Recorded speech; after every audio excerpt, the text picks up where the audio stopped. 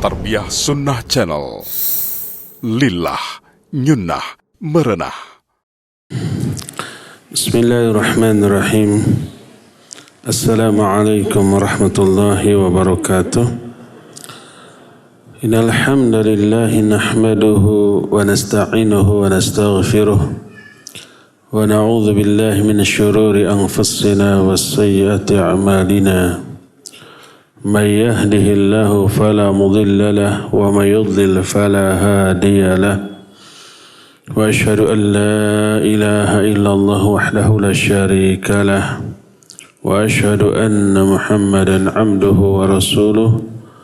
Ya ayyuhalladzina amanu taqullaha haqqa tuqatih wa la tamutunna illa wa antum muslimun wa ba'd. Hadirin jamaah Masjid Raya Cipaganti yang Allah muliakan, alhamdulillah pagi ini kita kembali berjumpa mengangkat tema buah manis dari keikhlasan. Ya manis ya harum. Kalau di BC gambarnya durian si montong. Manis harum. Dagingnya tebal, bijinya tipis, manisnya itu nyelekit sampai ke hati. Buah dari keikhlasan lebih daripada manisnya si montong. Buah dari keikhlasan ini ada dua jenis. Ada mu'ajjalah dengan ain, ada mu'ajjalah dengan hamzah. Mu'ajjalah dengan ain artinya yang disegerakan di dunia. Mu'ajjalah dengan hamzah artinya yang ditunda untuk di akhirat nanti. Jadi buah dari keikhlasan ini mencakup dimensi dunia juga akhirat. Alam dunia, alam akhirat. Aspek dunia, aspek akhirat. Juga aspek lahir dan juga batin. Juga untuk pribadi ataupun untuk kelompok, komunitas, orang banyak. Pokoknya buah dari keikhlasan ini luar biasa, mencakup banyak hal, banyak dimensi, banyak pihak. Kita akan memulai membahas buah dari keikhlasan yang mu'ajjalah dengan ain. Apa mu'ajjalah dengan ain? Yang disegerakan di mana? Di dunia, ya. Buahnya ini banyak, bingit sebanyaknya. Pertama, anna sahibal ikhlas yakfihillah min wujuhin iddat. Pertama, bahwa orang yang ikhlas Allah akan berikan perlindungan dari banyak segi. Nah, segi-seginya ini poinnya banyak. Pertama, annallaha azza wa jalla yakfihi amrun nas fala yasiluhu syai'un minhum yakrahuhu. Pertama, Allah akan memberikan perlindungan kepada orang yang ikhlas dari rencana jahat manusia, konspirasi, makar atau tipu daya manusia yang berbahaya. Allah akan berikan perlindungan kepada orang yang ikhlas.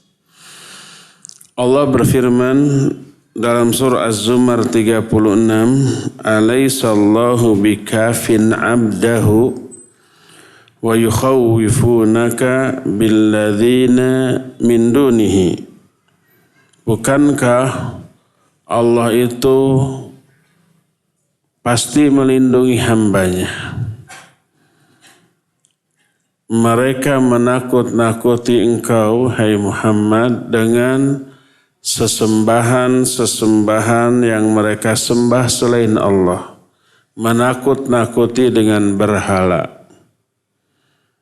Karena dalam keyakinan mereka, berhala yang mereka sembah apapun bentuknya, baik patung, pohon yang dianggap keramat, atau ruh nenek moyang mereka yang sudah mati, dianggap punya kekuatan yang bisa memberi madarat dan manfaat. Makanya mereka sembah.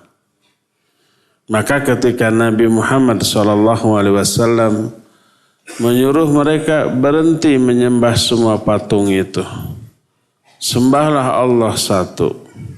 Mereka menakut-nakuti, awas kualat kamu, akan ditimpa musibah, wabah atau kesialan atau kerugian lain di dunia. Ditakut-takuti. Allah menyatakan, alaihissallahu bikafin abdah wa yukhawifunaka billadzina min dunih. Bukankah Allah akan melindungi hambanya? Akan di sini pasti ya. Kenapa? Sebab Allah menggunakan bentuk atau sigat isim fa'il kafin, bukan yakfi. Kafa yakfi. Isim fa'ilnya kafin. Kalau menggunakan isim bukan fi'il, itu ablag. Ablag itu lebih sempurna maknanya, lebih pasti. Allah menyatakan, alaihissallahu bikafin abdahu. Bukankah Allah pasti akan memberi perlindungan kepada hambanya. Lafad abdun, abdun ini tunggal, mufrad, singular. Artinya satu, tapi diidhafatkan kepada hu. Diidhafatkan itu disandarkan kepada hu, abdahu. Kalau isim mufrad diidhafatkan kepada isim ma'rifat, hu ini dhamir dan dhamir pasti ma'rifat. Maka maknanya umum, walaupun Allah menjelaskan abdahu seorang, tapi maknanya umum, hamba yang mana saja, siapa saja. Sehingga makna dari ayat ini, alaihissallahu bikafin ibadahu. Bukankah Allah pasti memberikan perlindungan kepada hamba-hambanya, seluruh hambanya. Seluruh. Nah, kalau seluruh ma'atu termasuk orang kafir hamba Allah bukan? Iya, hamba Allah. Tapi adanya pembatasan dengan hu abdahu dengan makna ibadan lahu, itu makna hamba di sana adalah hanya manusia yang menghambakan diri kepada Allah Subhanahu wa taala. Orang kafir menghambakan diri apa tidak? Tidak. Hanya orang-orang mukmin dengan kadar penghambaan yang luar biasa. Teknisi, ini lampu sebelah kiri saya. Parem apa parem? Mati. Jadi engke saya hidung sabelah katinggalina. Jadi maksud ayat ini adalah dijelaskan oleh Imam Ibn Qayyim rahmatullahi alaihi dalam kitab I'lamul Muwaqqi'in ketika menerangkan ayat ini. Wal maqsud anna Allah azza wa jalla dzakarahu bil ubudiyah allati adhafaha ila nafsihi falam yaqul alaysa Allahu bikafin khalqahu aw alaysa Allahu bikafin Muhammadan. Maksud ayat ini Allah menyebut hamba. Maknanya orang yang menghambakan diri kepada hamba Allah.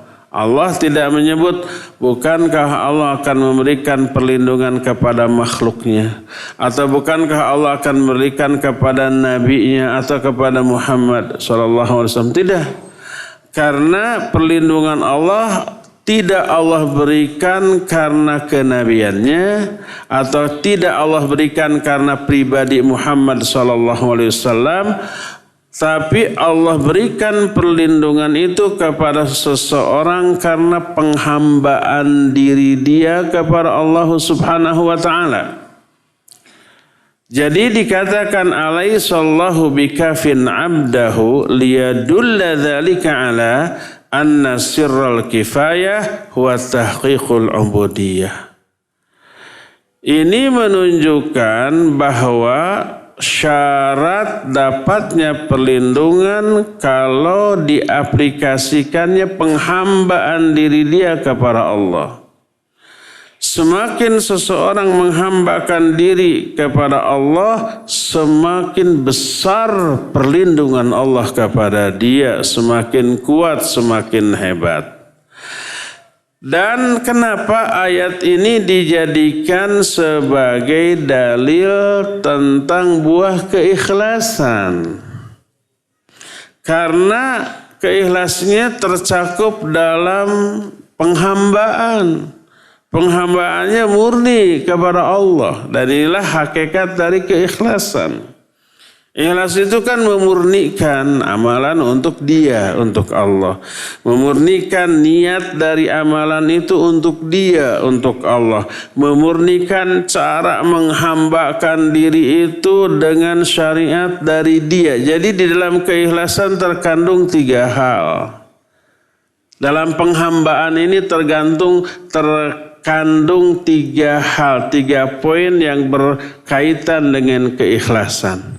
Pertama, amal ibadah itu hanya ditujukan kepada Allah.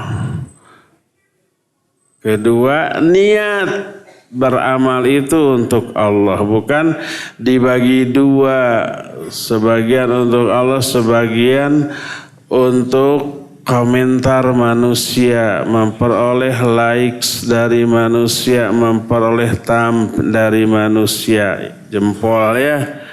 Tidak. Ketiga, dalam mengamalkan amalan ibadah itu hanya memakai syariat dari Dia, dari Allah, tidak ngarang-ngarang sendiri, tidak mengadopsi dari cara ibadah agama lain, tidak mengambil tata cara ibadah dari adat istiadat, kultur, budaya, kebiasaan umumnya manusia. Enggak, tapi cara melakukan ibadah ini murni melalui syariat Allah yang Allah turunkan. Itu hakikat dari penghambaan. Di dalam penghambaan terkandung ikhlas. Makanya berkata Imam Ibnu Qayyim, wala tatahaqqaqul ubudiyah illa bitamamil ikhlas. Tidak akan terwujud hakikat dari ubudiyah, dari penghambaan, kecuali dengan keikhlasan yang sempurna. Jadi kalau 3 poin ini terkandung dalam ibadah kita, pertama, amal itu untuk Allah, dilakukan karena Allah. Yang kedua, untuk ikhlas benar-benar hanya untuk Allah, tidak dibagi 2. Dan yang ketiga, hanya memakai syariat Allah. Sempurnalah hakikat dari penghambaan yang dilakukan oleh orang itu, maka dipastikan perlindungan dari Allah Azza wa Jalla akan turun kepada dia. Seberapa besar perlindungan Allah kepada dia berbanding lurus dengan seberapa besar kadar penghambaan dan keikhlasan dia dalam menghambakan dirinya kepada Allah. Makin ikhlas, makin menghambakan diri, makin besar perlindungan Allah. Kalau kadar penghambaannya sedikit, perlindungan yang Allah berikan kepada dia juga sedikit. Sebuah riwayat dari Amir Asy-Sya'bi. Amir Asy-Sya'bi seorang tabi'in. Tabi'in teh siapa? Orang yang sezaman dengan siapa? Dengan sahabat. Tidak bertemu dengan Nabi SAW. Nabinya sudah wafat. Mereka baru lahir, ketemunya dengan para sahabat, belajar Islam kepada para sahabat dan mati dalam keadaan Islam, itu tabi'in. Salah satu di antara Amir Asy-Sya'bi, dia berkata, kataba Umar ila Abi Musa radhiyallahu anhuma, man khalasat niyatuhu fil haqq walau ala nafsi kafahu Allahu ma bainahu wa bainan nas. Ya majro' loh. Ini mah mendalam loh. Ya. Ini ungkapan dari orang yang pemahaman pengamalan agamanya tingkat tinggi ini. Kata Umar menulis kepada Abu Musa al-Asy'ari, man khalasat niyatuhu fil haqq walau ala nafsih kafahu Allahu ma bainahu wa bainan nas. Wa man tazayyana lahum bima laysa fi qalbihi syanahu Allah. Kata Umar nih kepada Abu Musa, ini bukan perkataan Nabi tapi perkataan sahabat. Siapa namanya? Umar. Siapa orang yang ikhlas niatnya di atas kebenaran. Jadi dalam mengamalkan kebenaran dia ikhlas. Walau ala nafsih, sekalipun hal itu merugikan dirinya sendiri. Tapi tetap dia tegakkan kebenaran. Dan ikhlas di dalam hal itu, Allah akan melindungi dia dari kejahatan manusia. Ini kalimat pertama. Kalimat keduanya, wa man tazayyana lahum bima laysa fi qalbihi syanahullah. Siapa orang yang menghiasi lahiriah dia di hadapan manusia dengan apa-apa yang tidak terdapat dalam hatinya, Allah akan bongkar keburukan jiwa dia. Jadi yang dimaksud orang menghiasi aspek lahiriahnya di hadapan manusia, dibagus-bagusin kalau di hadapan orang gitu. Jaim, jaga image kalau di hadapan orang. Malaysa fi qalbi, dia menghiasi perilakunya, ucapannya, penampilannya dengan apa yang tidak terdapat dalam hatinya. Dia cuma acting, cuma pura-pura, cuma sandiwara, cuma pretending, sandiwara tadi. Keseharian yang sebenarnya tidak demikian. Allah akan bongkar keburukannya. Ini dua kalimat. Kalimat yang pertama positif, bagus. Kalimat kedua buruk. Yang pertama, siapa orang yang mengikhlaskan niatnya di atas kebenaran walaupun merugikan diri sendiri, Allah akan lindungi dia. Ini bagus. Sebaliknya yang kedua, siapa yang berpura-pura, berakting, bersandiwara, hanya menampilkan hal-hal yang bagus di kalangan manusia, tapi dalam kesendiriannya tidak begitu, kesehariannya tidak begitu, syanahullah, Allah akan bongkar keburukan dia. Ya, ini ucapan Umar kita bisa dapati dalam kitab tafsir Imam Al-Qurtubi dan dalam banyak kitab yang lainnya seperti Al-Kasf an Wujuhil Qiraat, Hujjatul Qiraat dan yang lain-lain dikutip oleh para ulama. Dan ketika menerangkan ucapan Umar ini berkata Imam Ibnu Qayyim rahimahullah. Kata Imam Ibnu Qayyim, "Hadza syaqiqu kalamin nubuwah. Wahwa jadirun bi ay yakhruja min mishkatil muhaddatsil mulham wa hatanil kalimatan min kunuzul ilm wa man ahsanal infaqa minhuma nafa'a ghairahu wa wantafa ghayatul intifa." Perkataan ini mirip perkataan para nabi dan ini layak ditulis dengan tinta emas. Dua kalimat ini min kunuzil ilm. Kunuz itu simpanan harta kekayaan yang berharga.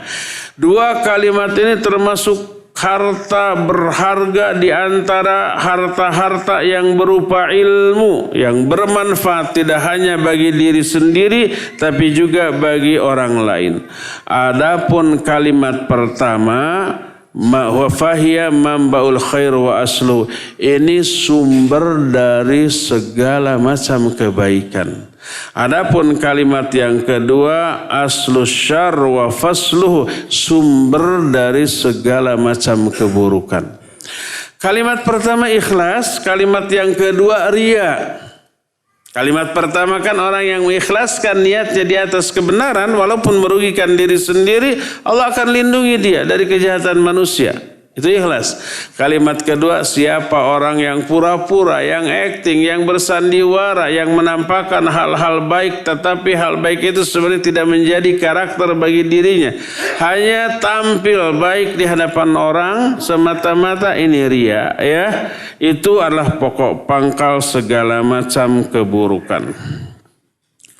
Lalu Imam Ibnu Qayyim melanjutkan penjelasannya. Fa innal 'abda idza khalasat niyyatuhu lillahi ta'ala wa kana qasduhu wa hammuhu wa amaluhu liwajhihi subhanahu wa ta'ala kana Allahu ma'ah fa innahu subhanahu ma'al ladzina taqaw wal ladzina hum muhsinun wa ra'sut taqwa wal ihsan khulusun niyyati lillah fi iqamatil haqq wallahu subhanahu wa ta'ala la ghaliba lah faman kana mahu faman dhal ladzi yaghlibuhu aw yanaluhu bisu fa in kana Allahu ma'al 'abdi faman yakhaf wa in lam yakun ma'hu faman yarju wa biman tathiq wa man yansuruhu min ba'dih fa idza qama al-'abdu bil haqqi 'ala ghairihi wa 'ala nafsihi awalan wa kana qiyamuhu billahi walillah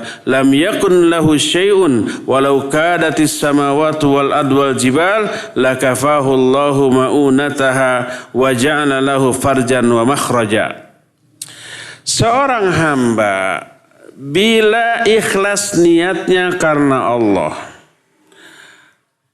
tujuannya untuk Allah, cita-citanya untuk Allah, amalnya hanya untuk memperoleh wajah Allah, maka Allah akan menyertai orang itu. Mana menyertai? Melindungi, menolong, mengokohkan, menguatkan, dan yang sejenisnya, karena Allah ma'al ladzina taqaw wal ladzina hum muhsinun.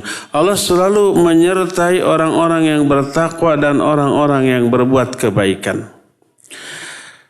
Pokok pangkal ketakwaan dan ihsan itu berbuat baik, adalah ikhlasnya niat hanya untuk Allah dalam menegakkan kebenaran.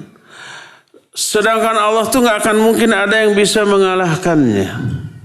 Siapa orang yang disertai oleh Allah, tak ada seorang pun yang bisa mengalahkan orang itu atau memberikan keburukan, kemadaratan kepada orang itu.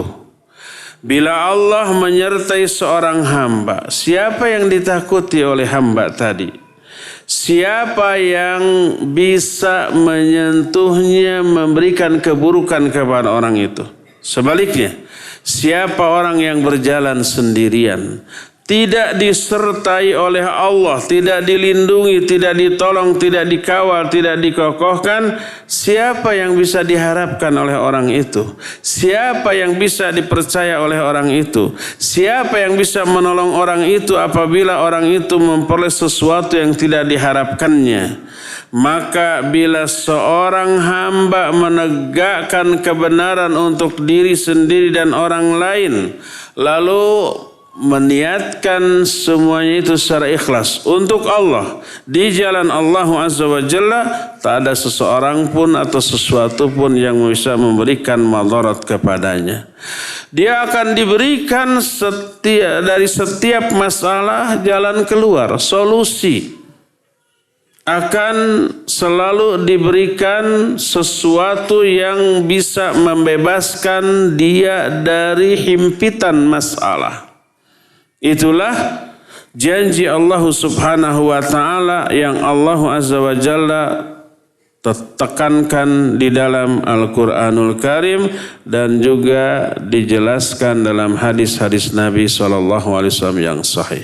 Ya, inilah poin pertama, buah dari keikhlasan yang akan segera Allah berikan kepada orang di dunia, yaitu perlindungan, pertolongan, solusi, dikuatkan dan seterusnya. Kedua, annallaha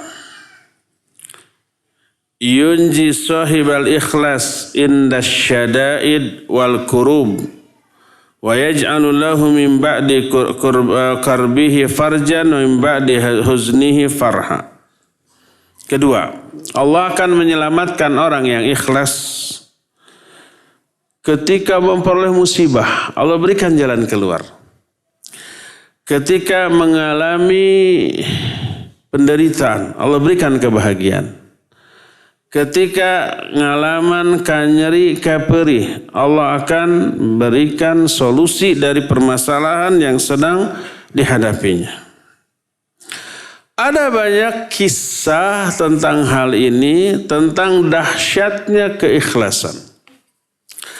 Pertama, tahu nggak siapa orang kafir yang paling memusuhi Nabi SAW? Sebutkan nama. Siapa? Abu Jahal. Abu Jahal punya anak. Anaknya juga awalnya sama jahatnya, awalnya sama kafirnya, tapi kemudian masuk Islam. Dan masuk Islam itu karena keikhlasan. Siapa namanya? Ada yang tahu? Ikrimah bin Abi Jahal radhiyallahu anhu. Ya, Ikrimah. Ketika Futuh Mekah, Ikrimah ini masih kafir. Ketika Mekah ditaklukkan, Ikrimah belum muslim. Begitu Mekah dikuasai oleh Nabi dan kaum muslimin, saking bencinya kepada Nabi dan Islam, dia lari. Kabur. Pergi ke mana? Ke Yaman. Naik perahu layar. Waktu itu belum ada pesawat. Belum ada kapal laut, yang ada hanyalah apa? Kapal layar. Dia mengarungi lautan. Fasabatu asif.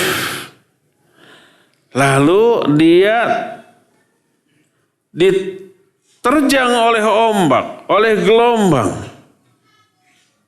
Mungkin kita yang belum pernah naik perahu layar di tengah lautan, belum pernah merasakan kengerian, ketakutan, ketegangan di tengah lautan.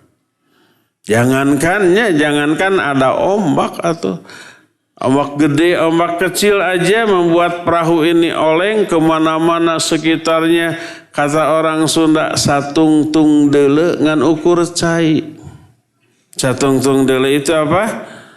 Sejauh mata memandang hanya air, seolah-olah dunia ini nggak ada daratannya. Itu kalau orang sedang berada di tengah lautan. Betul apa benar? Betul dan benar. Orang nggak bisa berenang, lihat air aja udah gemeter lutut, situr tenyorocod. Orang pintar berenang tapi hanya di kolam renang, ya, 1,5 meter.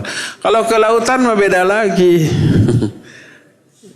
Bukan hanya riak tapi ada gelombang. Jadi kolam renang paling riak sedikit oleh orang yang loncat, baru ada riak. Gemetar. Nah, Ikrimah mengalami itu. Dia tegang, dia takut. Bayangkan orang yang biasa di tengah padang pasir, ini ada di tengah lautan. Maka mengalami ketegangan dan ketakutan yang luar biasa. Nyawa itu taruhannya. Faqala ashabus safinah, berkatalah si pemilik perahu, akhlisu fa inna alihatakum la tugni ankum syaiha hahuna. Ikhlaskan oleh kamu, karena sesembahan-sembahan yang biasa kamu sembah ini nggak ada manfaatnya di sini.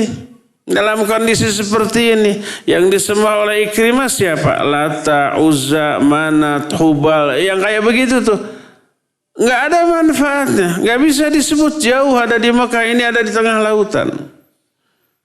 Maka ikhlaskan doamu kepada pencipta seluruh alam jagat raya ini. Berkata Ikrimah, orang-orang kafir Quraisy, orang musyrik zaman baheula itu percaya kepada Allah apa tidak? Iya, percaya. Menyembah kepada Allah apa tidak? Menyembah dengan cara mereka. Kenapa itu disebut musyrik? Karena mereka pun menyembah kepada selain Allah. Itu yang disebut dengan musyrik. Jangan sampai ada orang yang menyatakan, masa orang yang masih sholat saum disebut musyrik. Bukan masa. Musyrik itu menyembah Allah, tapi juga menyembah selain Allah Azza wa Jalla. Ya. Mereka yakin pencipta alam jagat ini Allah. Wa la in sa'altahum man khalaqas samawati wal ard la yaqulunna Allah. Kalau kamu, hai Muhammad, bertanya kepada orang musyrik, siapa sih pencipta langit dan bumi ini? Mereka pasti akan menjawab, Allah. Bukan Lata, bukan Uzza, bukan Manat, bukan Hubal, bukan seluruh berhala-berhala yang biasa mereka sembah. Enggak. Nah, jadi Ikrimah juga termasuk yang demikian. Ikrimah lalu berkata, wallahi, itu sumpah nama demi Allah, bukan demi Lata dan Uzza, bukan. Wallahi la in lam yunajji minal bahr illa al-ikhlas la yunajjini fil barri ghairuh. Allahumma inna laka alayya ahdan in anta afaitani mimma ana fi ana ati Muhammadan sallallahu alaihi wasallam hatta adha yadi fi yadihi fala ajidannahu afwan kariman faja'a fa aslama. Dia berdoa, ya Allah. Doanya itu kepada Allah, bukan kepada Lata dan Uzza. Karena Allah penguasa langit dan bumi. Dia berkata, ya Allah, seandainya tidak ada yang bisa menyelamatkan aku dari lautan ini kecuali karena keikhlasan. Mana keikhlasan? Doa dan penyembahannya murni hanya kepada Allah. Ya, maka tidak ada yang bisa menyelamatkan aku di daratan selain Dia, selain Allah. Kalau yang bisa menyelamatkan dia di lautan hanya Allah. Kalau begitu di daratan dan di seluruh dunia ini hanya Allah yang bisa menyelamatkan dia. Allahumma ya Allah, inna laka alayya ahdan, aku janji deh kepadamu. Engkau boleh pegang janjiku. In anta afaitani mimma ana fi. Kalau engkau menyelamatkan aku dari musibah yang sedang aku alami ini, aku pasti datang kepada Muhammad sallallahu alaihi wasallam. Aku akan simpan tanganku di atas tangannya dan aku akan mintakan permintaan maaf yang tulus kepada dia. Ternyata selamat sampai ke daratan, sudah selamat sesuai dengan janji dia. Dia datang kepada Nabi alaihissalatu wassalam dan Islam. Nah, di sini sahih riwayat Imam Abu Daud, An-Nasa'i dan yang lain-lainnya dengan sanad yang sahih. Ya. Siapa yang menyelamatkan Ikrimah dari lautan? Tentu saja Allah Subhanahu wa taala. Bukan sesembahan-sesembahan yang lain. Dan diselamatkannya Ikrimah karena ketika itu dia berdoa murni ikhlas kepada Allah Subhanahu wa taala. Ini tidak hanya berlaku bagi Ikrimah, berlaku bagi semua orang. Siapa yang ikhlas, Allah akan selamatkan dia dari musibah. Tidak hanya musibah yang mengancam nyawa, tapi berbagai macam musibah. Allah secara umum menyatakan hal ini dalam banyak ayat. Di antaranya surah Al-Isra ayat 67. Allah berfirman, "Wa idza massakumuddur fil bahr dhalla man tad'una illa iyyah." Apabila kalian mengalami musibah di lautan, maka hilanglah ingatan kalian kepada berhala-berhala yang kalian sembah kecuali hanya kepada Allah Subhanahu wa taala. Lihat lagi dalam surah Luqman 32. Wa idza ghasyiyahum maujun kadzulali da'u Allah mukhlishina lahuddin falamma najjahum ilal barri faminhum muqtasid wa ma yajhadu bi ayatina illa kullu khattarin kafur. Kata Allah, dan apabila mereka diombang-ambingkan oleh gelombang di lautan, di tengah lautan. Mereka sedang berlayar. Datang gelombang, datang badai, ya.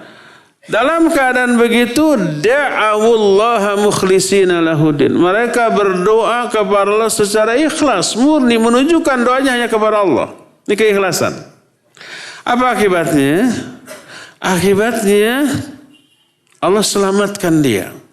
Allah kabul doanya. Ini orang musyrik. Ketika di daratan dia musyrik. Dia menyembah Allah, dia berdoa kepada Allah, tapi juga menyembah dan berdoa kepada selain Allah Subhanahu wa taala. Itu di daratan. Tapi ketika di lautan, ketika diombang-ambingkan oleh gelombang yang dahsyat, dia hanya berdoa kepada Allah dan tidak berdoa kepada sembahan lain. Allah kabulkan. Falamma najjahum ilal barri. Coba lihat, ketika Allah menyelamatkan kembali orang itu ke daratan, apa yang terjadi?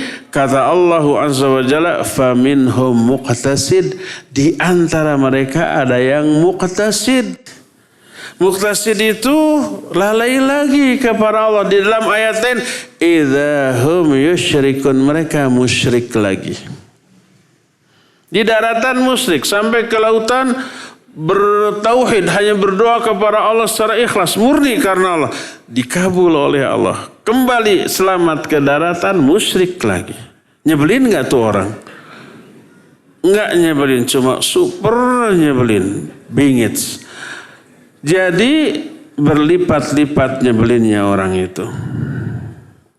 Ini yang pertama, bagaimana keikhlasan bisa menyelamatkan dia. Contoh kedua, itu tadi orang kafir. Itu tadi orang musyrik. Nah sekarang ini orang soleh.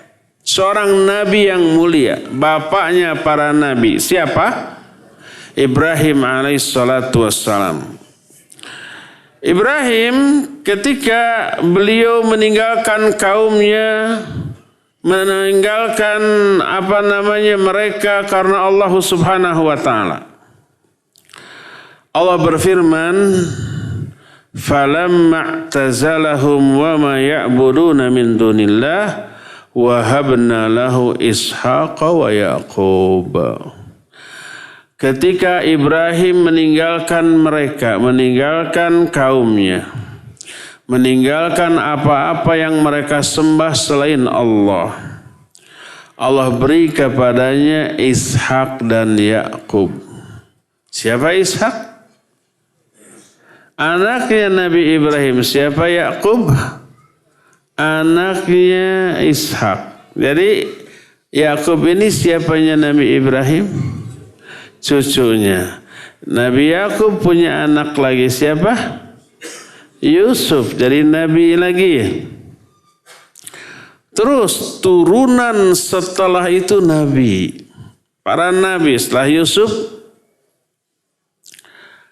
Syu'aib. Terus Harun, Musa. Disebut Harun lebih dahulu karena dari segi usia lebih tua daripada Musa. Tapi Nabi Musa lebih utama daripada Nabi Harun.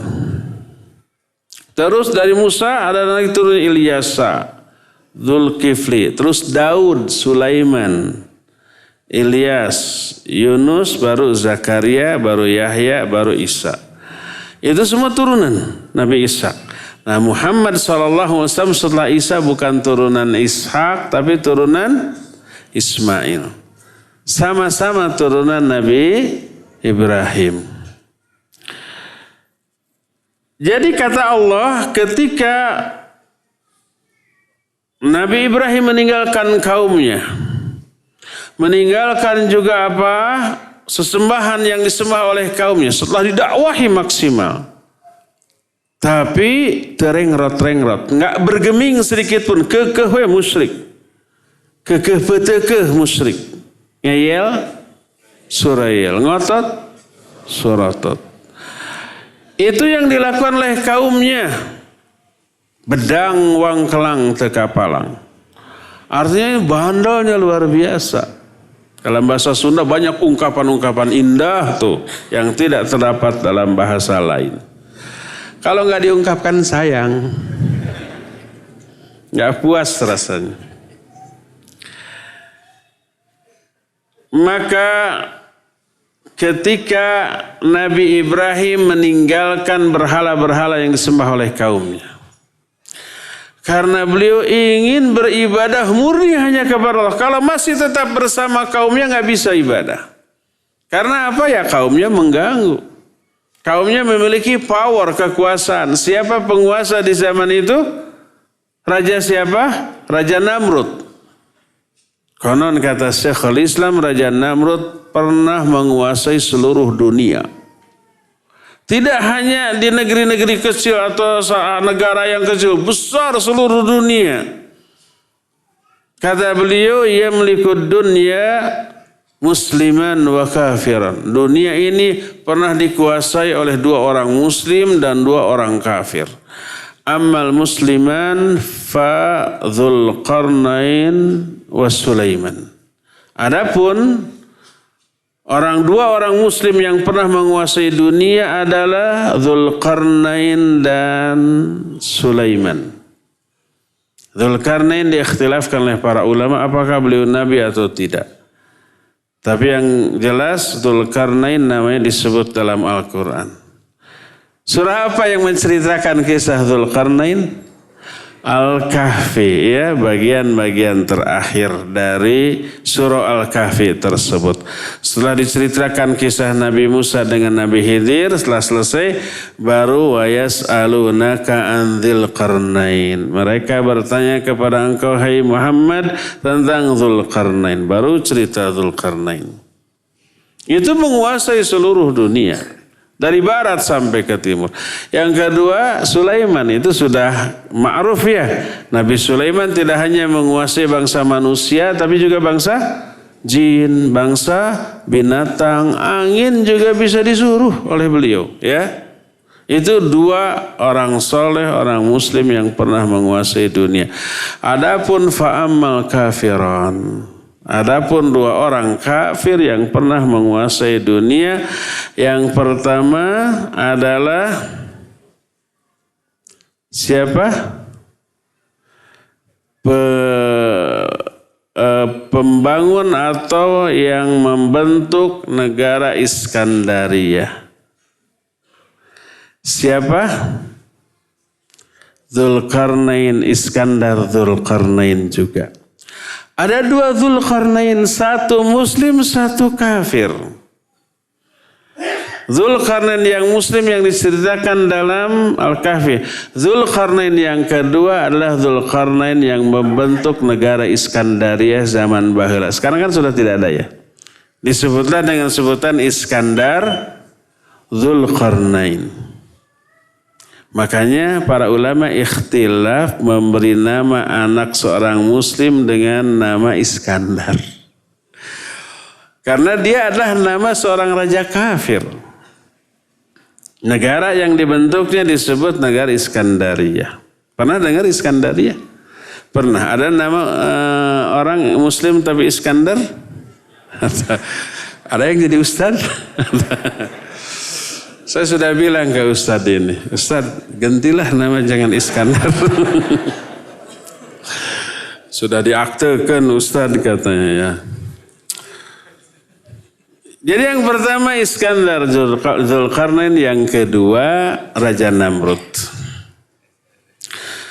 Ditinggalkanlah kaumnya, beliau pergi dalam kondisi yang sudah tua renta, dalam kondisi istrinya juga sudah tua renta dan juga mandul. Tapi demi tauhid, demi keikhlasan dia, kemurnian ibadah dia kepada Allah, dia tinggalkan. Apa akibatnya? Allah berikan anak yang selama ini ditunggu-tunggu. Allah berikan Ishak. Dari Ishak kemudian lahir Yakub. Yakub tidak lahir dari Ishak tapi dari istrinya Ishak. Semuanya kemudian menjadi nabi, ya. Dan apa yang dilakukan oleh Nabiullah Ibrahim demi memurnikan tauhidnya, dia tinggalkan kaumnya untuk beribadah kepada Allah Azza wa Jalla setelah maksimal mendakwahi kaumnya. Sudah beak dengka kata orang Sunda, ya. Sudah all out, sudah seluruh kemampuannya dan waktunya dikerahkan. Tisuk jedur napikeun ka sore jeder, dug hulu pet nyawa, suku dijieun hulu dijieun suku, menyampaikan Islam ini kepada mereka, tapi mereka tetap menolaknya. Baru tinggalkan.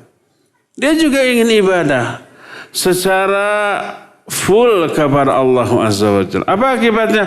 Allah berikan Ishak. Dari Ishak Allah berikan Yakub.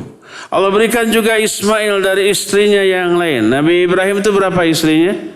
2. Satu menghasilkan Ishak, satu menghasilkan Ismail.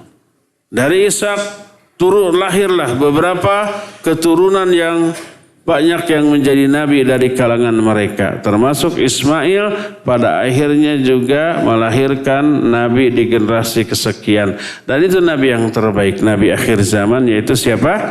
Nabi Muhammad SAW. Apa yang dilakukan oleh Ibrahim sesuai dengan apa yang disabdakan oleh Nabi alaihi salatu wassalam. Innaka lan tad'a syai'an lillah illa baddalakallahu bihi ma huwa khairul laka min.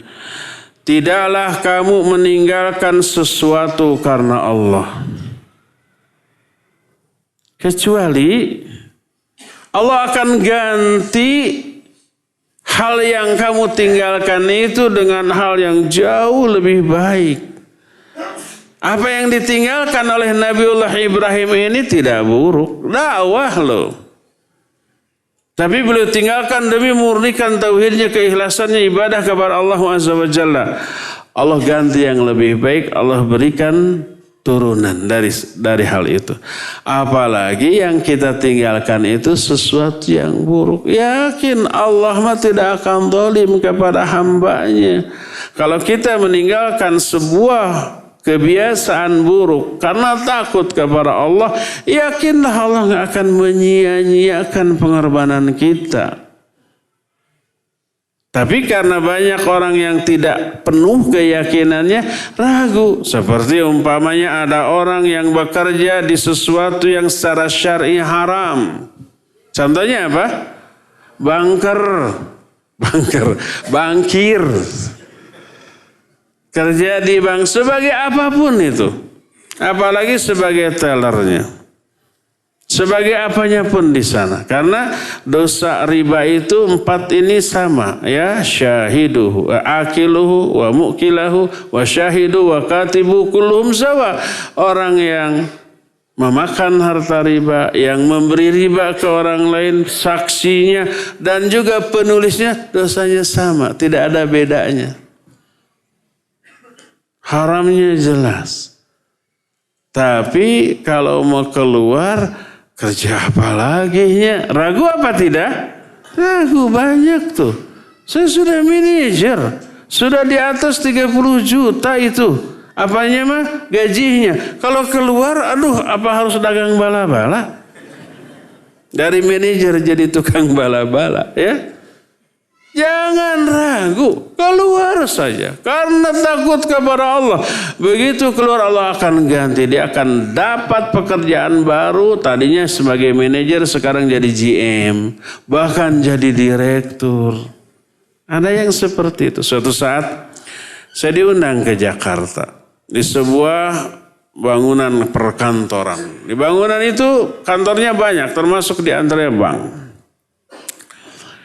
Begitu masuk ke ruangan tempat kajian, di luar ruangan kajian itu ada yang dagang buku-buku, obat-obat herbal, madu palsu, dan Dan tapi madu palsu itu aman dibawa ke rumah. Dan yang lain-lain. Panitia bilang ke saya, Ustaz lihat itu yang ngampar, yang jualan buku. Kenapa gitu? Dulu dia manajer bank ini, kantornya di sini. Keluar karena takut tentang bahaya riba, lalu dia dagang di emperan. Karena selama jadi manajernya dia baik ke orang, ketika dia keluar penggantinya juga baik, segan ke dia, minta izin dagang boleh. Bayangkan dagang ngampar PKL di sana merenya. Dilihat oleh mantan anak buahnya, nggak ada gengsi, nggak ada malu. Luar biasa ini orang, ya. Setelah beberapa bulan tiba-tiba nggak ada orang itu. Kemana yang ngampar itu? Ex bankir itu, mantan manajer itu. Nggak ada, Ustadz pindah. Kemana? Keluar Jawa. Kenapa dagang juga? Enggak. Dia diangkat oleh salah satu perusahaan nasional sebagai general manager. Masya Allah.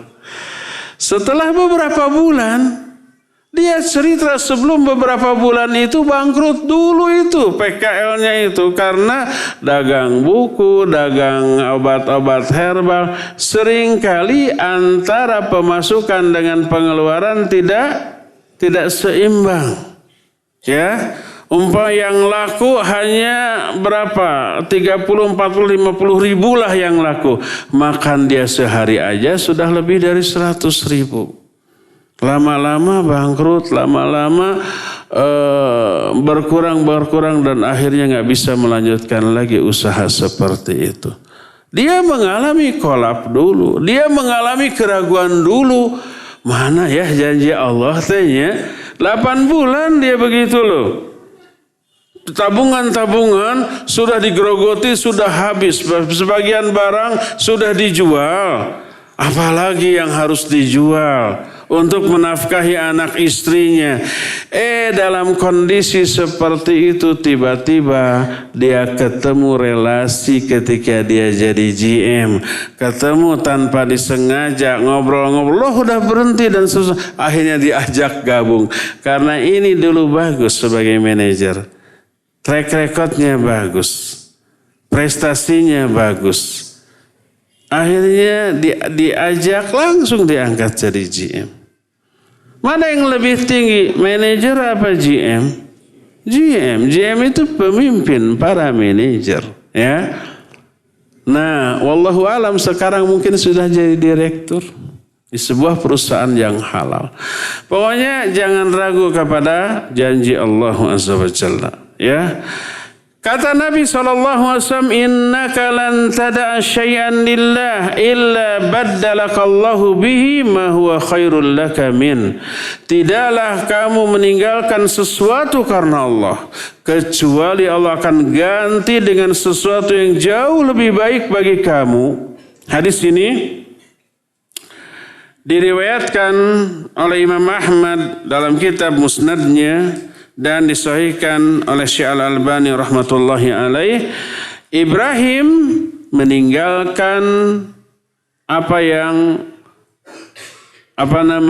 disuruh ditinggalkan oleh Allah Azza wa Jalla. Allah ganti dengan yang lebih baik. Setelah itu ujian lain datang kepada Ibrahim. Setelah Ibrahim memiliki anak namanya Ismail. Kemudian Allah menyuruh tinggalkan Ismail dan ibunya di tempat yang sepi. Perintah Allah Azza wa Jalla. Bayangkan, anak yang sudah lama ditunggu, dinanti, disuruh ditinggalkan di tempat yang sepi, tanpa makanan, tanpa minuman. Di mana itu teh? Di Mekah, ya. Ditinggalkan, Allah Azza wa Jalla yang merintahkan. Kemudian Nabiullah Ibrahim alaihissalatu wassalam dengan berat hati meninggalkan mereka berdua. Karena keikhlasan kepada Allah Subhanahu wa ta'ala.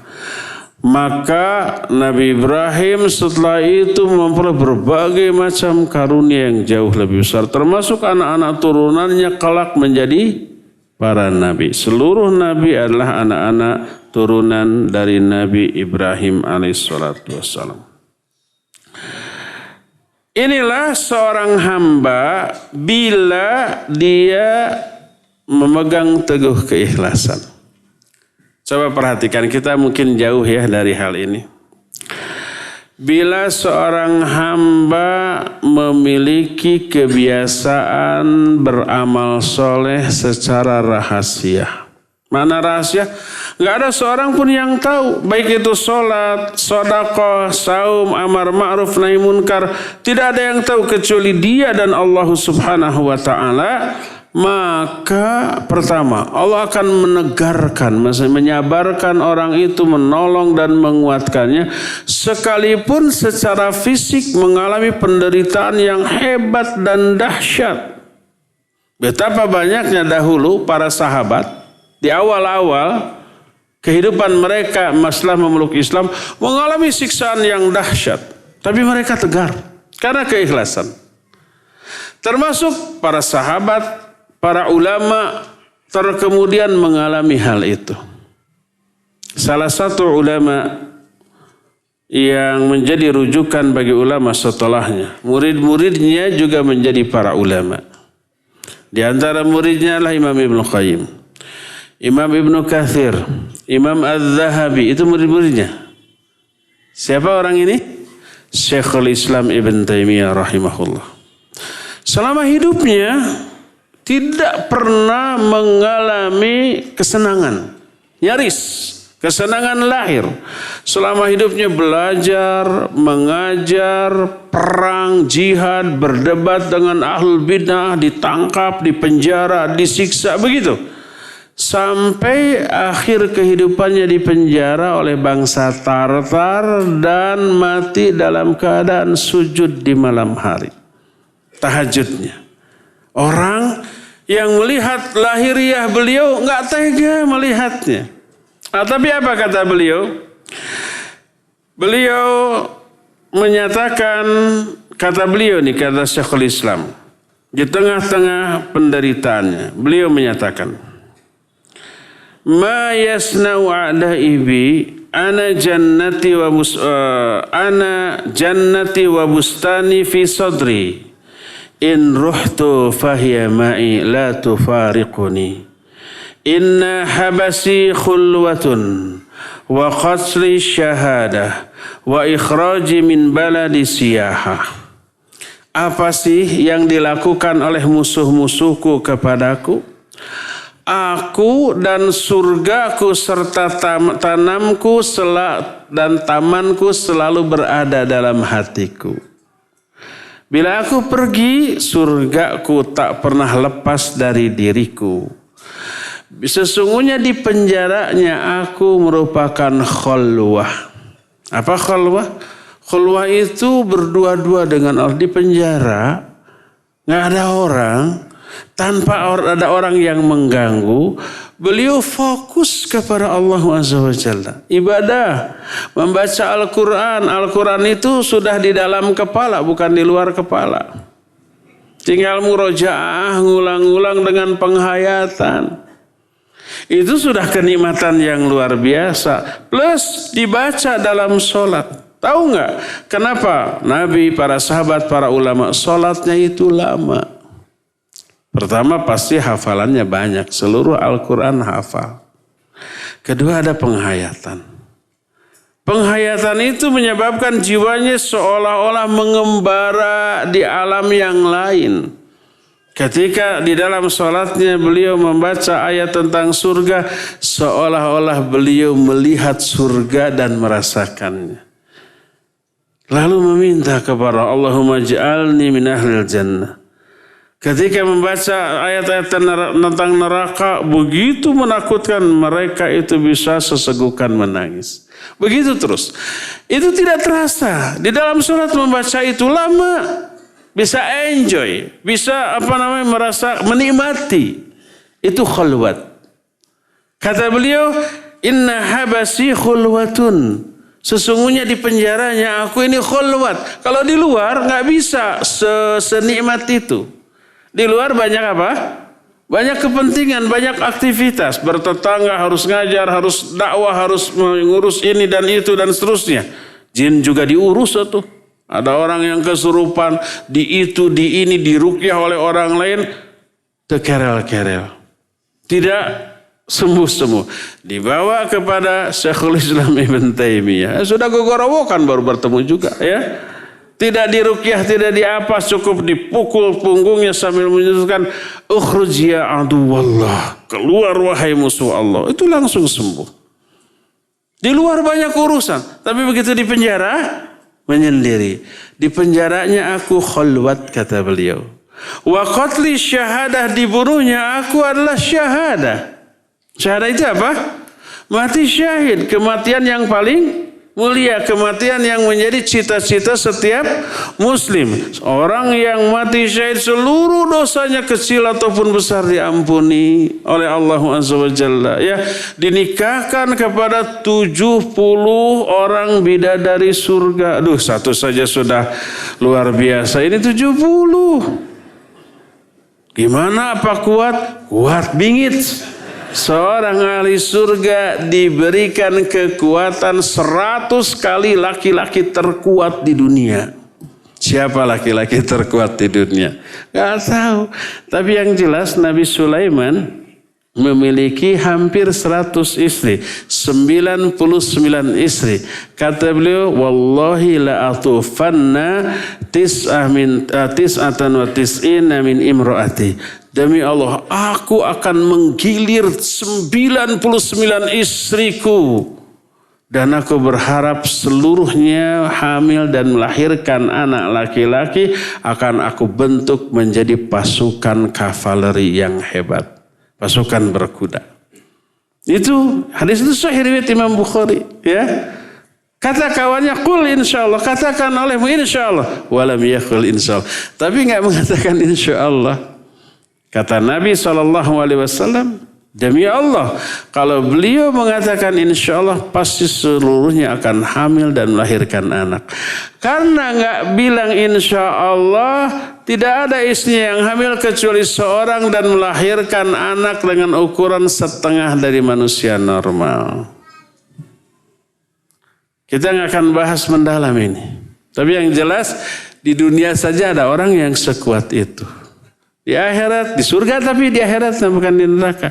Diberi kekuatan 100 kali lipat orang terkuat di dunia. Jangan khawatir, ini baru 70. Qatli syahadah. Terbunuhnya aku adalah syahid. Kalau di penjara khalwat dan nikmat, dibunuh adalah syahid, apa yang ditakutkan?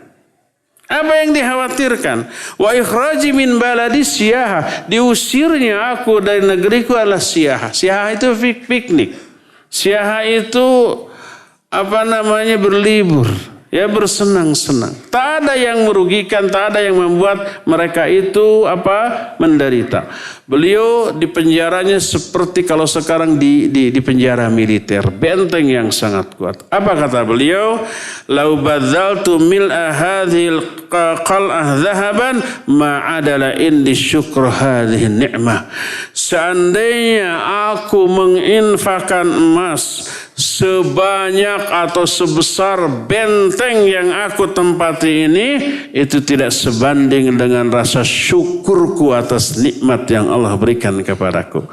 Di penjara disiksa adalah sebuah kenikmatan yang beliau rasakan. Karena keikhlasan dalam berdakwah, dalam beramal. Kenapa?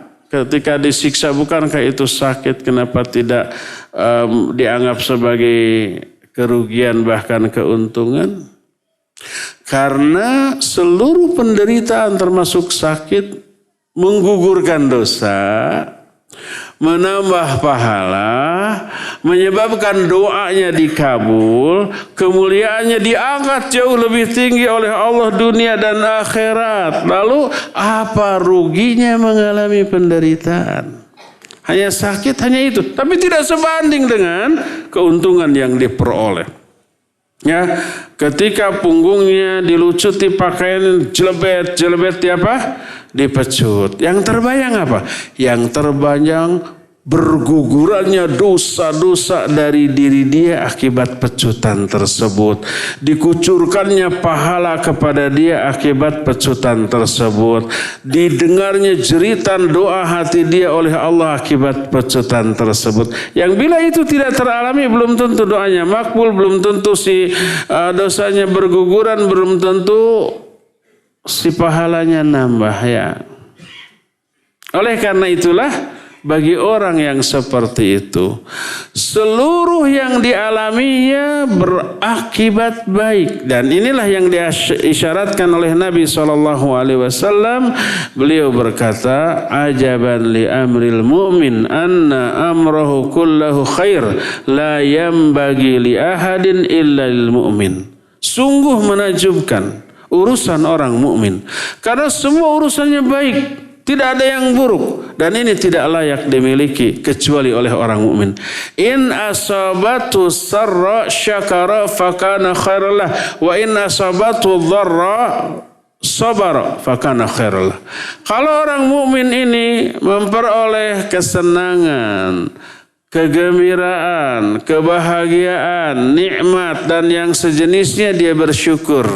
Itu baik akibatnya bagi dirinya. Kalau mengalami penderitaan, sakit, nyeri, perih dan yang sejenisnya, maka dia bersabar dan itu baik akibatnya. Lihat, kalau gembira syukur. Kalau sedih atau menderita, sabar. Dua-duanya berakibat baik. Nggak ada yang berakibat buruk bagi seorang mukmin. Makanya orang yang tidak memahami konsep ini, dia cemen dengan penderitaan. Dia cengeng, sedikit-sedikit menangis, sedikit-sedikit mengeluh, sedikit-sedikit stres, sedikit-sedikit putus asa dengan penderitaan yang sedang dialaminya. Apapun penderitaannya, termasuk sakit. Itu orang nggak kenal konsep yang tadi, ya. Jadi orang yang ikhlas akan ditegarkan, disabarkan, ditangguhkan oleh Allah Subhanahu wa ta'ala. Intinya adalah miliki kebiasaan baik yang dirahasiakan. Nih, coba lihat perkataan para ulama. Berkata Abdullah bin Daud Al-Khurabi, dia berkata, kanu yastahibbuna ayyakuna lirrajul khabi'atun min amali salih la ta'lamu bihi zawjatuhu wala ghairuha. Para ulama as-salafus salih sangat menganjurkan agar seseorang memiliki amal soleh yang disembunyikan. Sembunyikan amal soleh, tidak diketahui sekalipun oleh istrinya ataupun oleh orang lain. Berkata Zubair bin Awam, man istata'a minkum an takuna lahu khaybatun min amalin sholih falyaf'al. Siapa yang mampu di antara kalian memiliki amal soleh yang disembunyikan, dirahasiakan, enggak diberitahukan ke hadapan banyak orang, termasuk kepada istrinya, anaknya, teman terdekatnya, lakukan itu. Itu adalah bukti nyata dari apa? Dari keikhlasan dia kepada Allah Azza wa Jalla. Berkata Nu'aim bin Hammad rahimahullah, Sami'tu Ibn al-Mubarak yaqul, aku mendengar Ibnu Mubarak berkata, Abdullah bin Mubarak, ma ra'aitu rajulan irtafa mithla Malik bin Anas laisa lahu kathirus shalah wala siyam illa an takuna lahu sarirah.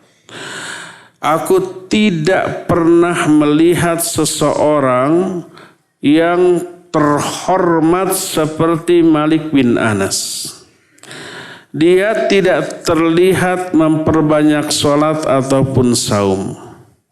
kecuali pasti itu dirahasiakan. Kelihatannya bukan ahli ibadah, katingali tara salat sunat, kelihatan tidak saum sunat gitu ya, dan sejenisnya, tidak kelihatan baca Quran, tidak kelihatan zikir, padahal seluruhnya dia lakukan tapi dirahasiakan.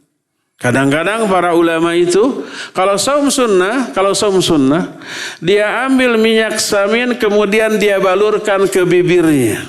Itu tidak batal, asallah diletakkan. Memperlihatkan ke orang-orang seolah-olah dia baru makan sesuatu. Agar tidak disangka bahwa dia sedang saum sunnah. Ada enggak orang zaman sekarang seperti begitu? Enggak. Orang enggak tahu juga dikasih tahu. Ya, maaf ya, saya enggak bisa ikut, saya lagi saum sunnah nih. Ya, ini saum Daud, giliran saum besok mah enggak. Kalau mau ngajak makan-makan ke saya besok. Lusa jangan, saum lagi saya. Atau saumnya itu tidak dibegitukan tapi diberitahukan di medsos. Siap-siap beli kolak untuk takjil. Atau ketika ngaji begini, lemesnya ngaji sambil saum. Itu jadi status di medsos. Rahasiakan. Jangan sampai seorang pun tahu, termasuk istrinya, termasuk anaknya, termasuk orang-orang terdekatnya. Biarkan mereka mengetahui bahwa kita ini tidak sesoleh itu. Enggak, biarkan. Dengan resiko kadang-kadang istri suudzon. Dan ini pernah teralami oleh Aisyah radhiyallahu anha. Suatu saat Nabi SAW giliran di Aisyah. Malam-malam Aisyah terbangun. Loh, Nabi tidak ada di sampingnya. Alah, curiga. Jangan-jangan beliau pergi ke istrinya yang lain. Warejat itu tah. Mau mencari kemana nih? Begitu merajat, dilihatnya ada orang di pojok sedang sujud sambil menangis. Beliau sedang apa? Sedang sholat malam. Dicuriga apa? Pergi ke istri yang lain. Kata Aisyah, betapa malunya aku. Nabi berada dalam satu posisi yang mulia, aku berada dalam posisi yang hina. Apa yang hinanya? Suudzon kepada suaminya, ya, seperti itu. Tahu nggak? Salah satu orang yang akan diistimewakan di akhirat, akan diberi naungan di bawah arsy Allah di padang mahsyar. Semua orang kepanasan karena matahari amat sangat dekat. Kecuali 7 orang yang Allah berikan naungan. Salah satunya adalah orang yang infak secara rahasia. Hatta la ta'lama shimaluhu ma tunfiqu yaminuhu.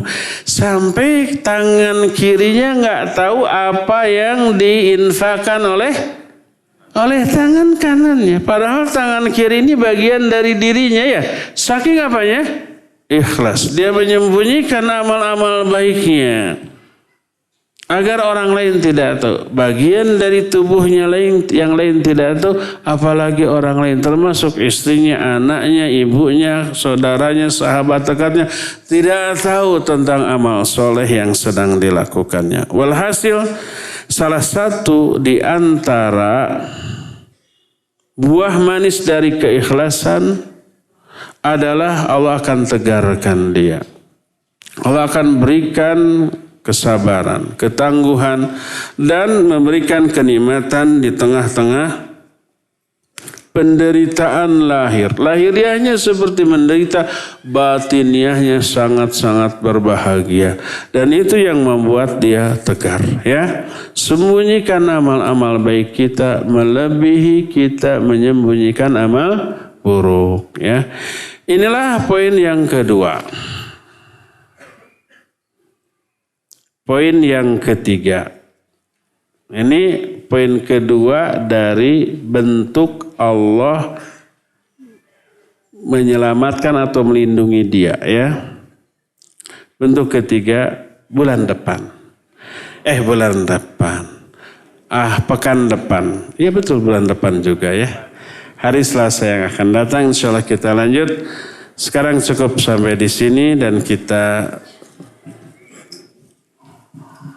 masuk ke sesi tanya jawab. Ikhwan, ada yang mau ini siapa? Yang berkacamata udah dapat belum? Yakin? Mana mic? Siapa namanya? Dik. Hijriyah. Hijri. Hijri.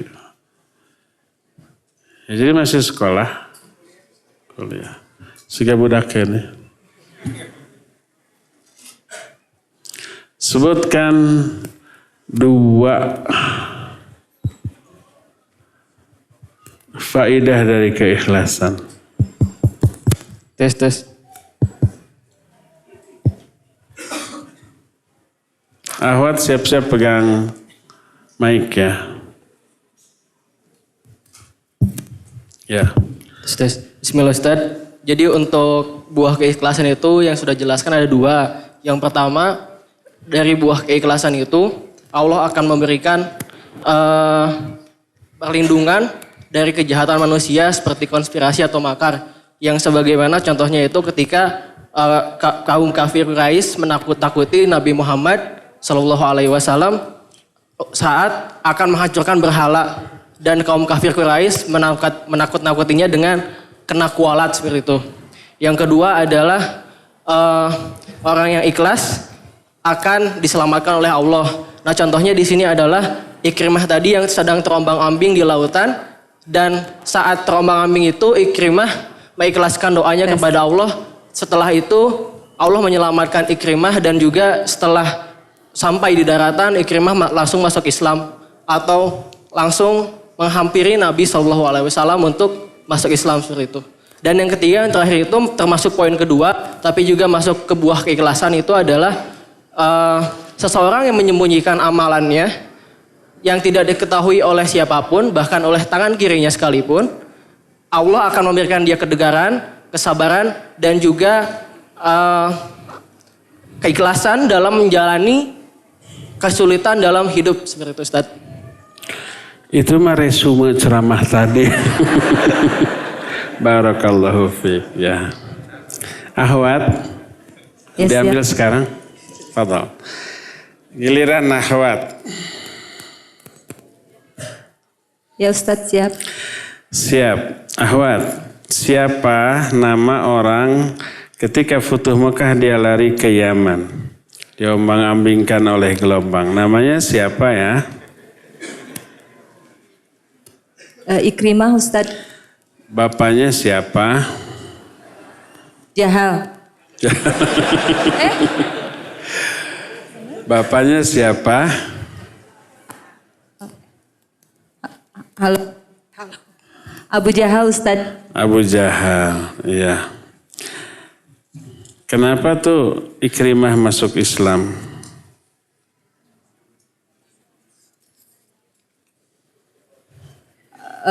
Dia diselamatkan dari gelombang. Siapa yang menyelamatkannya? Allah. Dia berdoa hanya kepada Allah. Iyalah. Nanti ambil ya hadiahnya 2 buah buku Mukhtasar Minhajul Qasidin dan Panduan Lengkap Menuntut Ilmu. Ustaz, kalau saya dipersulit dosen pembimbing skripsi, apakah bisa menggugurkan dosa saya?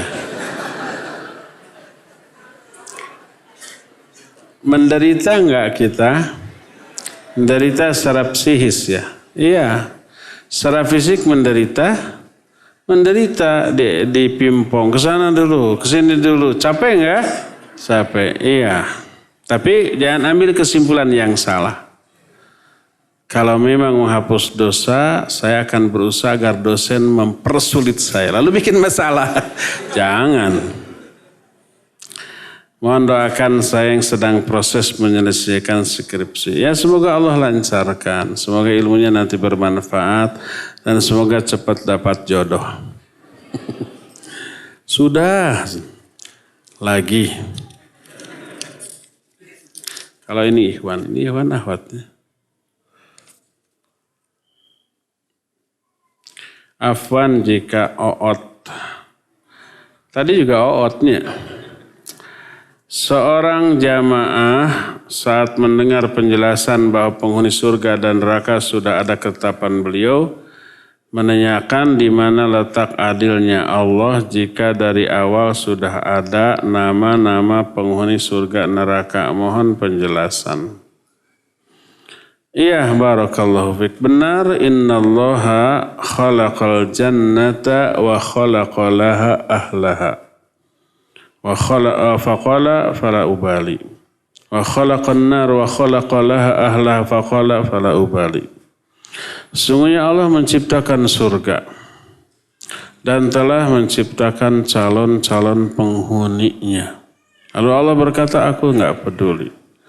Allah juga menciptakan neraka dan menciptakan calon-calon penghuninya dan berkata, aku tidak peduli. Ya. Jadi Pak calon penghuni surga dan calon penghuni neraka itu sudah Allah tetapkan. Di mana adilnya Allah? Nah, ketetapan Allah itu tidak mungkin lepas dari keadilan Allah. Kalau Allah menyesatkan seseorang, pasti karena keadilannya. Allah tahu seluruh yang berkaitan dengan orang tersebut lahirnya dan batinnya.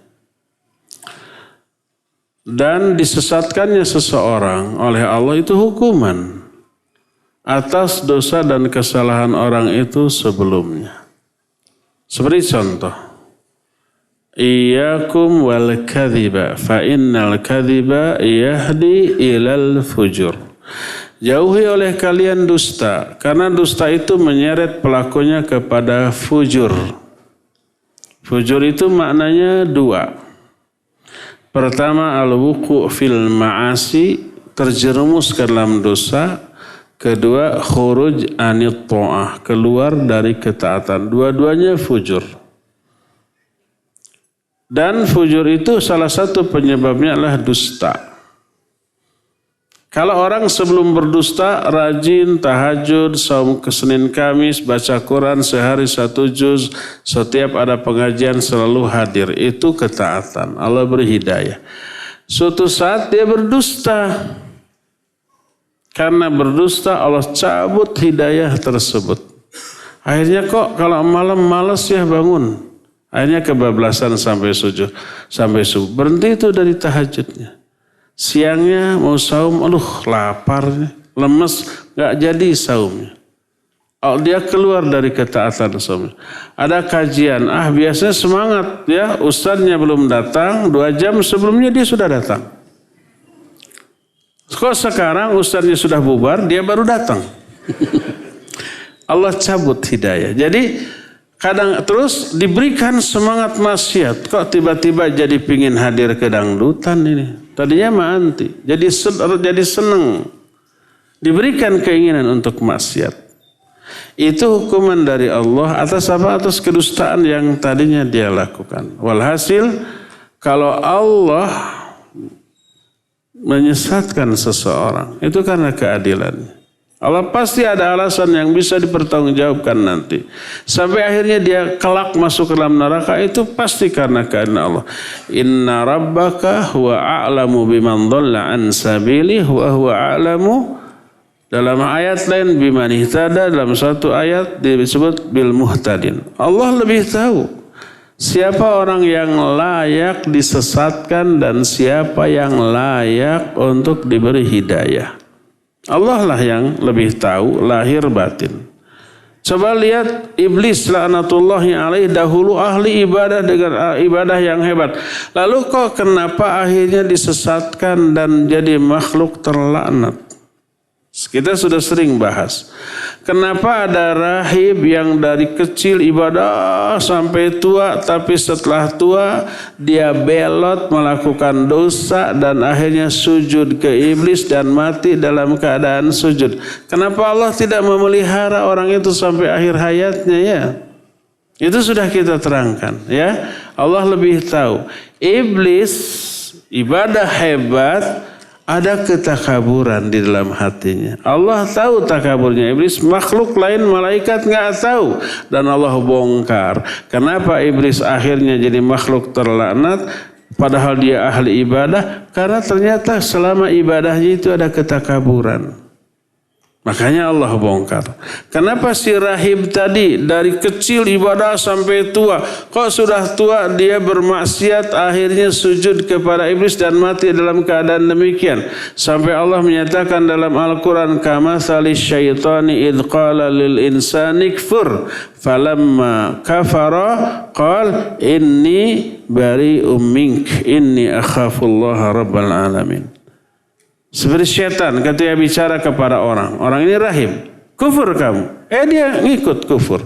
Ketika kufur hukuman mati dilaksanakan. Iblis berkata, aku berlepas diri dari kamu, aku pun takut kepada Allah Rabbul Alamin. Nah, kenapa begitu? Oleh para ulama dianalisa, oh ternyata sang rahib tersebut di dalam ibadahnya ada hal yang menyebabkan ibadahnya tertolak. Dan Allah Azza wa Jalla membongkar hal itu dengan cara mudahnya dia tergoda oleh maksiat dan terjerumus dalam dosa dan maksiat, mati dalam keadaan demikian. Secara umum Nabi menyatakan innar rajula la ya'malu bi amali ahli jannah hatta la yakuna wa bainahu wa bainaha illa dhira. Ada orang yang mengamalkan amalan ahli surga sampai dekat dengan surga selangkah lagi, tapi belot melakukan amalan ahli neraka, mati dalam keadaan dia demikian dan masuk neraka. Kenapa ada orang seperti itu? Padahal awalnya ahli ibadah, kok di akhir hayatnya belot? Ternyata dianalisa oleh para ulama, ibadahnya itu tertolak. Kenapa? Mungkin ada niat yang tidak ikhlas, atau mungkin pelaksanaannya tidak mutabaah kepada Nabi SAW. Jadi kalau Allah menyesatkan orang sampai masukkan orang ini ke dalam neraka, pasti ada sebab yang Allah tahu. Dan kita tidak tahu. Itu pasti karena keadilan Allah Subhanahu wa ta'ala. Apakah sami'na wa ata'na hanya terbatas pada fikih saja? Enggak, terutama akidah. Semua syariat ini wajib kita sami'na wa ata'na. Bagaimana cara mencapai keikhlasan? Nanti dibahas cara meraih keikhlasan ya. Buah ikhlas saja belum selesai. Apakah mati syahid bakal mengalami yaumil hisab? Tidak, langsung ke surga tanpa hisab, ya. Dan tidak akan mengalami goncangan saat terjadinya hari kiamat. Ketika kiamat terjadi, semua goncang termasuk manusia di alam kubur, kecuali orang yang mati syahid.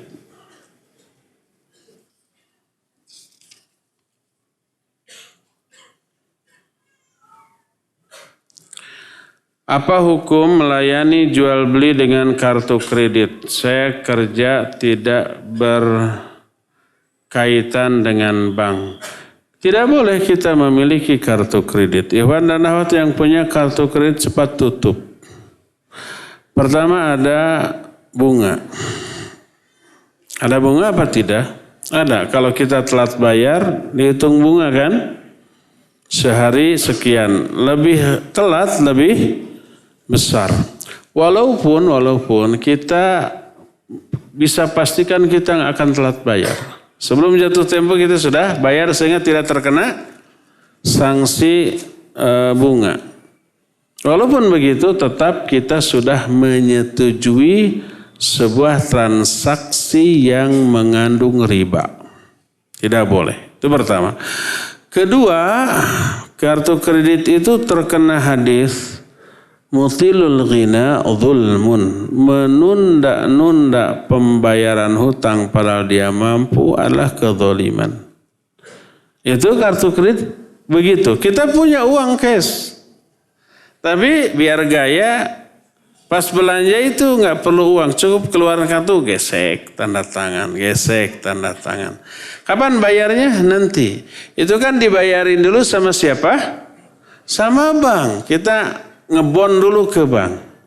Kita nganjuk, ngutang dulu ke bank. Padahal kita punya uang apa tidak? Punya uang. Nanti aja dibayarnya sehari sebelum jatuh tempo, biar tidak terkena bunga. Itu mutilul ghina. Itu adalah menunda-nunda pembayaran hutang. Nah, itu zalim. Walaupun yang dizaliminya pihak bank, yang dizalimi senang. Bank itu semakin telat semakin senang karena dari sana dia dapat untung. Gak peduli hal itu senang atau tidak, yang penting secara syar'i itu kezaliman, maka tidak boleh dilakukan ya. Jadi cepat yang memiliki kartu kredit tutup. Apakah GoPay? Apa itu GoPay? Termasuk riba. Apa itu GoPay? Ada yang bisa menjelaskan GoPay apa? Gimana? Angga gimana? Naruh uang elektronik, imani.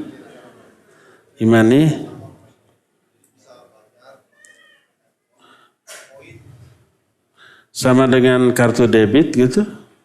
Pembayarannya digesek gitu. Iya, aplikasi. GoPay. Ada diskon nggak ketika membayar dengan GoPay? Ada. Itu riba. GoPay kalau ada diskon itu riba. Karena apa? Karena diskon itu hadiah dari orang yang meminjam kepada kita. Jadi kita deposit uang gitu ya. Deposit uang sekian. Terus beli barang atau jasa gitu. Dibayar pakai itu, tapi ada diskon. Iya, itu sama dengan kita menyimpan uang, diberi hadiah diskon. Dan kullu qardin jarra bihil manfa'ah fahuwa riba. Semua pinjaman yang melahirkan manfaat dari hal itu, maka itu riba. Berbeda dengan kita beli cash, umpamanya ini berapa harganya? 100.000. Tapi karena ini saya sedang senang, saya kasih diskon 30% cash. Itu nggak apa-apa karena bukan pinjam meminjam. Itu jual beli. Kalau ini meminjamkan uang ke si pemilik perusahaan GoPay ini, kita menyimpan uang itu kan, jadi meminjam. Lalu pas ada transaksi dikasih diskon. Kalau nggak pakai GoPay nggak ada diskon. Diskon itu hadiah dari si peminjam kepada yang meminjamkan. Dan itu riba. Kecuali kalau tidak ada diskon-diskonan seperti itu, tidak mengandung unsur riba.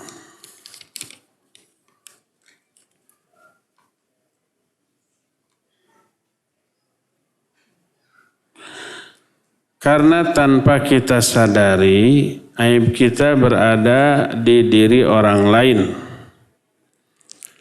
Aib kita diketahui oleh orang lain gitu ya. Seperti kemarin kita bilang A dan esoknya bilang B.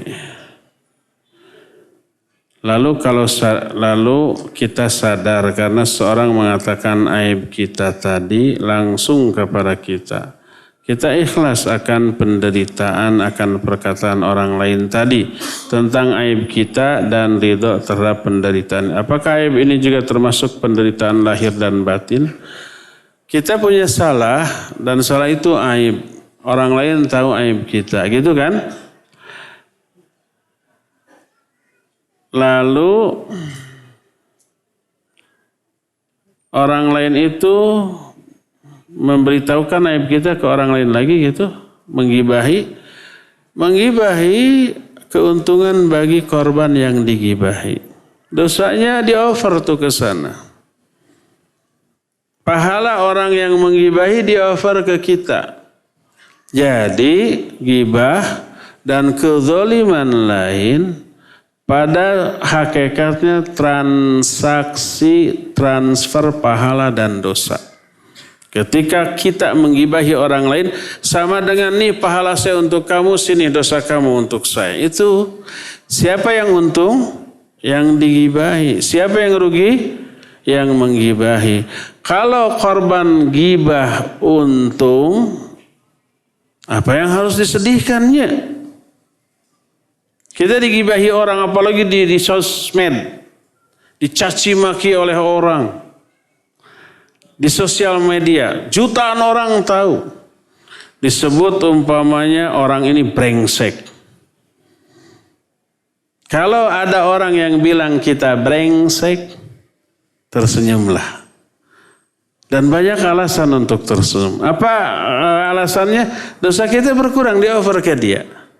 Pahala dia, di-over ke kita. Doa kita, kalau kita mendoakan keburukan bagi dia, kena itu karena dia zalim ke kita, menghina kita, kan gitu. Kalau brengsek itu penghinaan atau bukan? Penghinaan. Karena dengan ayat la yaskhar qaumun min qaumin. Jadi kalau ada orang yang menyebut kita brengsek, tersenyum.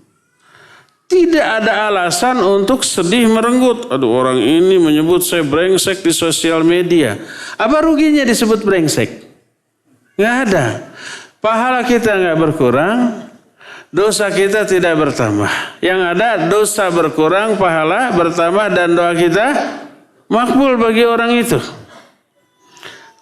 Rata-rata yang menjadi penyebab kita sedih merenggut itu khawatir kita dihinakan banyak orang, kan gitu ya?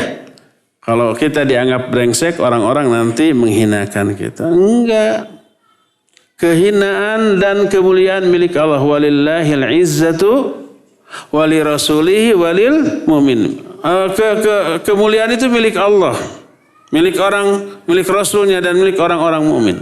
Allah yang buat kita terhormat atau terhina, bukan manusia. Ya, wa tu'izzu man tasya wa tudhillu man tasya. Ya Allah, Engkau memuliakan siapa saja Engkau kehendaki untuk dimuliakan, dan menghinakan orang-orang yang Engkau kehendaki untuk dihinakan.